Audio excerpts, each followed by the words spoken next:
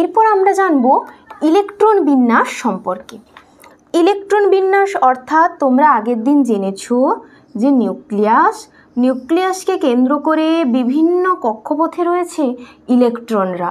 এবার প্রতিটা পরমাণুর মধ্যে কিন্তু সমান সংখ্যক ইলেকট্রন থাকে না, ইলেকট্রন সংখ্যার পার্থক্য থাকে। তার কারণ দেখো, আমরা জানি পরমাণুতে যত সংখ্যক প্রোটন থাকে তত সংখ্যকই ইলেকট্রন থাকে। তাহলে সবার মধ্যে কি একই সংখ্যক প্রোটন বর্তমান? কখনোই নয়।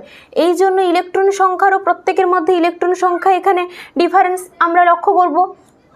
আচ্ছা, এবার তোমাদের বলি, এই যে কক্ষপথগুলিকে আমরা বিভিন্ন নাম দিয়েছি, যেমন প্রথম কক্ষপথের নাম K, L, M, N dot dot dot কক্ষপথগুলি আছে। এবার প্রতিটা কক্ষপথে কিন্তু সমান সংখ্যক